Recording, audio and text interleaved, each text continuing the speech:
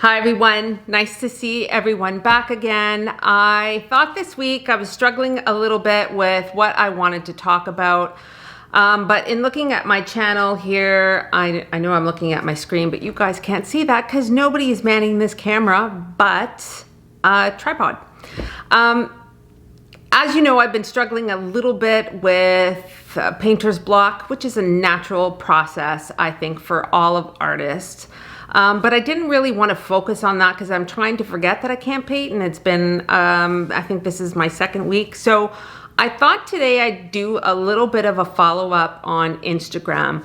That seems to be the video that I get the most comments on, and I'm getting the best traction on YouTube. So let's dive a little bit deeper into how I increase the traffic on my Instagram. And so hopefully that can help you guys out in the future too.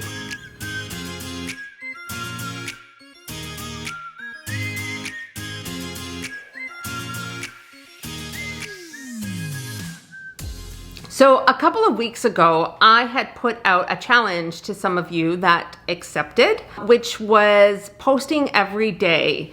And I wanted to know down below in the comments if you could give a little bit insight as to how that changed your Instagram. I know a couple of you have written into me and have said that since you started following the tips from this video up here, that you have seen some growth on your channel and that you were really, really excited about it. And I would love for other people who are following along, for them to also see your comments about how important this change has been to you or how great this change has been to you. I don't know why I used the word important. That wasn't the word I wanted to use. But before we get there, I just want to get all the nitty-gritty out of the way because YouTube, I have to say, the algorithm for YouTube is, I have so much more learning to do when it comes to YouTube. It's really tricky, and I don't think I've quite nailed it yet because most of my videos have kind of gone like this, like there's that flat line, there's no buzzing sound. But anyway, the point I'm trying to make is make sure that you guys please put comments down below. If you love this video, give me a thumbs up. Even if you like it, a thumbs up would be great.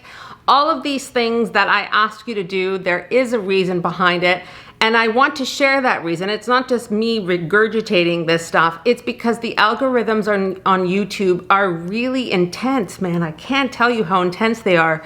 They want to know that you like this video. Otherwise, they're not going to show it to anybody. And so the more you comment, the more you interact with this video, the more YouTube thinks it's important and it sends it out to other people. There's an astronomical amount of how many videos get uploaded to YouTube every hour. It's crazy. The information out on YouTube is endless. And so they have to prioritize what videos should be shown to who. And so all of that helps me, and it gives me some incentive to keep doing this because I have to tell you guys, this is a ton of work. But I love the community that I'm building here at YouTube. I love reading your comments. I try and answer them as best I can. It gives me something to look forward to every morning. This is my routine. I wake up in the morning, I make my coffee, and I read my comments from all of you. So if you can hear my cat in the background, bear with me. So her and I are both going through some trauma. We lost Lincoln a couple of weeks ago,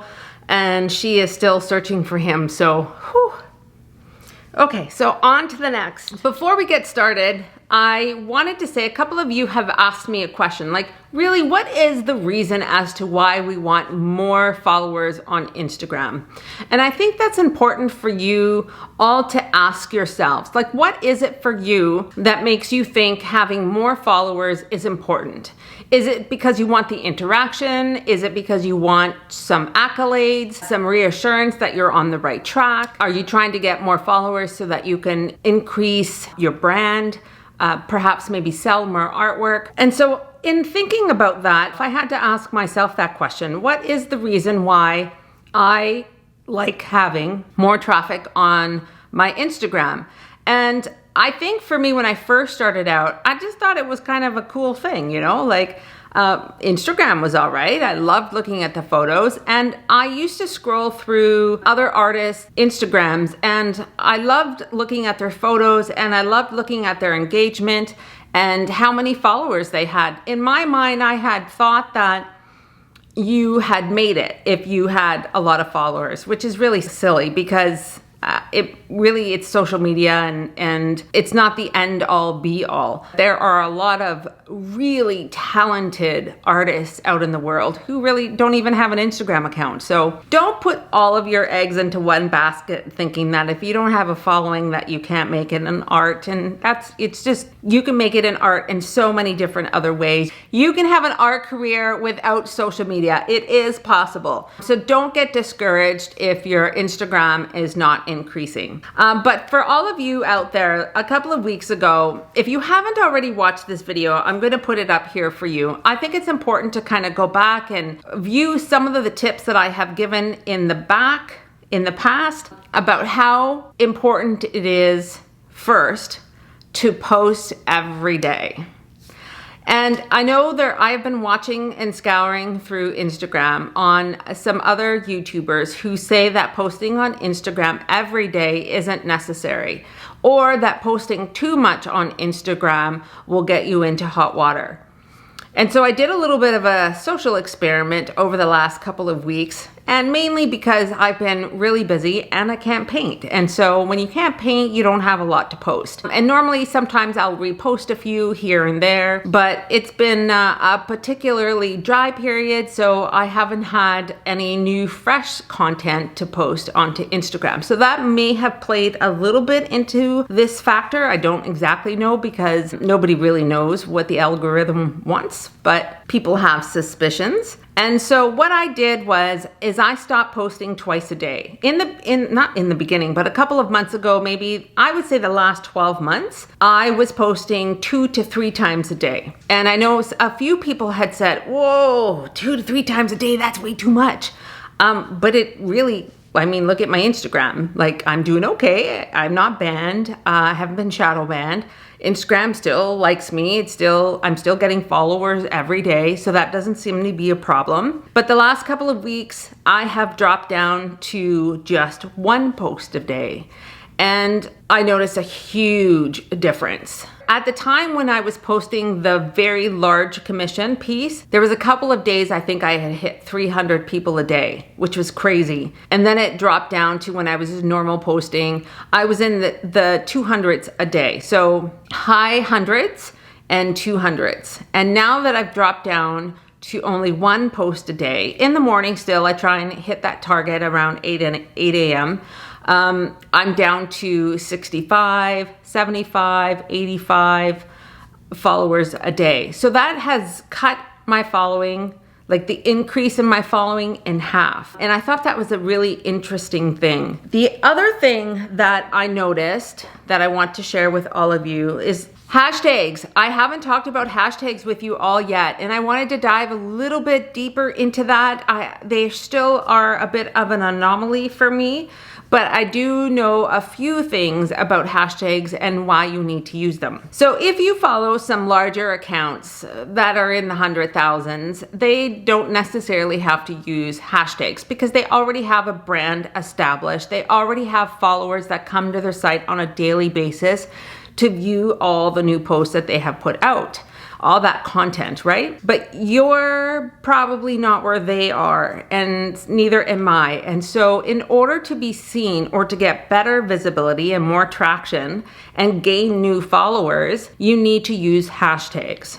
My suggestion for you guys, when you're using hashtags, you should put your hashtags in your comment. It does the exact same thing. There is no difference, except for the fact that it looks a lot cleaner on your feed, that you can't see all the different hashtags that you have used. In order for someone to see those hashtags, they actually have to go into your comments and scroll all the way, or depending how many comments you get. So if you don't get a lot of comments, it'll be at the very top, but at least you still have to kind of go in and look for it a little bit. It just makes it look cleaner and more professional, and it's like, ooh, look at you don't have to use hashtags. I actually had a couple people say, how come you never use hashtags? And I said, you're not looking at my posts close enough. And then they went back and they scrolled all the way and they found my hashtags. So that's a sneaky little way of looking a little bit more professional, that you get, some good traction when you don't have to use hashtags. That leaves us, how do you pick your hashtags? So there are people who, if you're one of these, I commend you for that. I am horrible at paperwork, but I did get my taxes done, so I'm really excited about that. What you could do with your hashtags, or not with your hashtags, but this is the trick that I use. I go to the notes section in my iPhone and I write out, well, hold on, let's back up. First, what you should do, sorry, I'm a little bit scatterbrained today.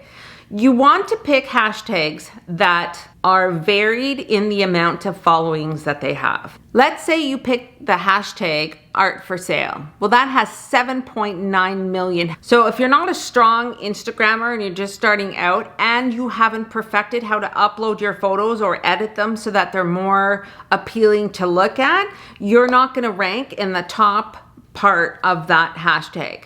So you would need to pick a smaller hashtag that has maybe only 100,000 following, even 20,000, 75,000. Pick hashtags that have less followings so that you can increase your chances of being seen. I vary mine. I'll pick some really high-end ones that have lots of followers and then some lower ones that are more in the middle of that. And so that will help you. The other trick that I use is trying to figure out hashtags is just like, to me, is a waste of time. I have so many other things I'd rather be doing than doing hashtags. And I'm all about doing things as fast as possible so that I could get to the most important thing to me, which is painting and also answering your questions. So my trick is I will go through, I'll pick a couple of days a month, and I'm not that good at this, and I should have done this more often. My table is falling apart here, and I need to have my foot stable on the chair. Okay, so what I do is I'll scroll through a bunch of different artists' Instagrams and I'll look at which hashtags they are using. Then I'll click onto them and see how many of the following that hashtag has. And I'll do like I think there's 30 hashtags that you're able to use on Instagram. My recommendation is use them all. And so I will pick a whole bunch, like 30 of them, and I'll transfer it onto my notes page. Not transfer it, I'll actually make it onto my notes page. Like I'll write it down on a piece of paper. I'll write all 30 down and then I will write that up on the notes page on my iPhone, and I'll do 3 or 4 of them, and I will siphon through.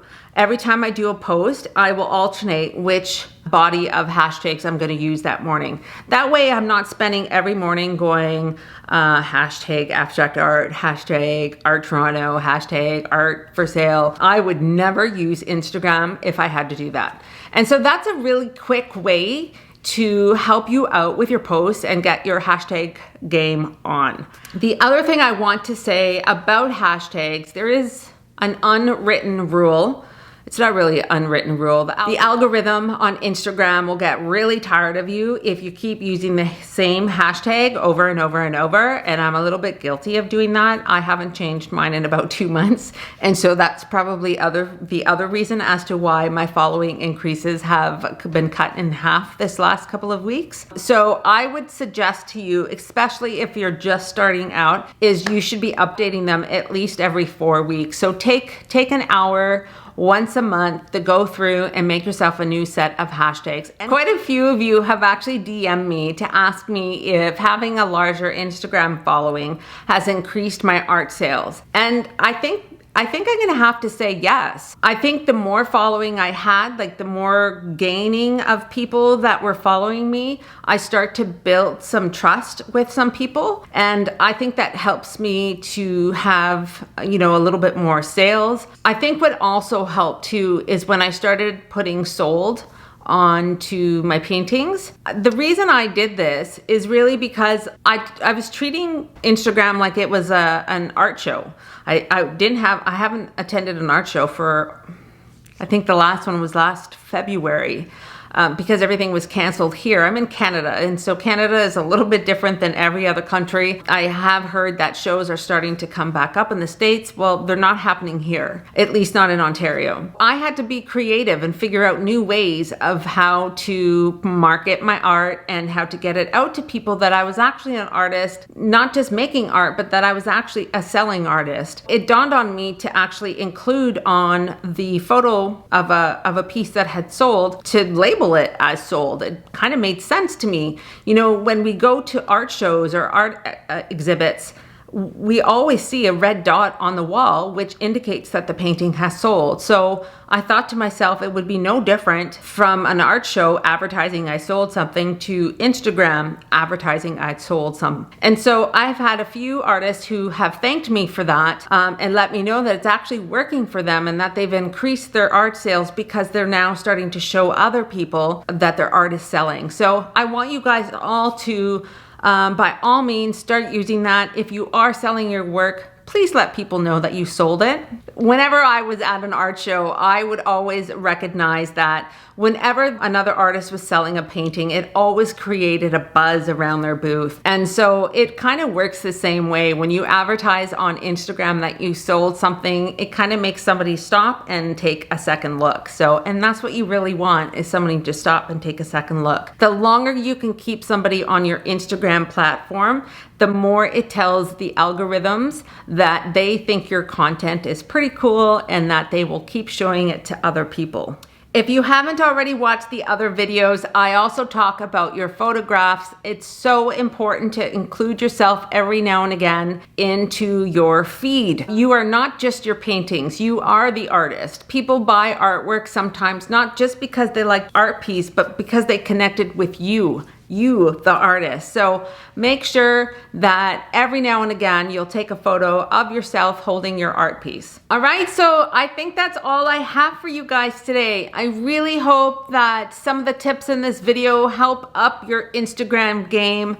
And you know what I thought I would do? I thought would be really interesting is, even though I'm scared out of my mind to try and do like an Instagram live, or not Instagram live, YouTube live, like, there is something easier for me to just talk into the camera, but knowing that I am actually going to go live on YouTube could actually, like, if I say actually one more time, I'm going to lose my mind.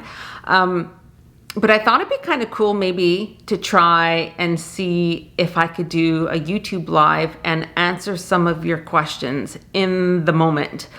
I thought that would be kind of interesting. Let me know down below if you think that's something that you might want to do, and then we could set a date and a time. As always, if you like the video, remember, comments down below, subscribe if you like it too, and I will see you all next week.